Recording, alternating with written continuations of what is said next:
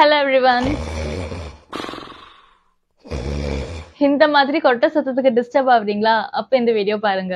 Welcome to KRT helpline. நான் doctor சுந்தரி அஜய்குமார். உங்களோட breath வந்து அப்ஸ்ட்ரக்ட் ஆகும்போது தான் உங்களுக்கு கொரட்ட சத்தம் வரும். நீங்க நல்லா டீப் ஸ்லீப் போகும்போது உங்களோட வாய், தொண்டை, நாக்கு வந்து நல்லா ரிலாக்ஸ் ஆகும். அப்பதான் உங்களுக்கு கொரட்ட ஸ்டார்ட் ஆகும்.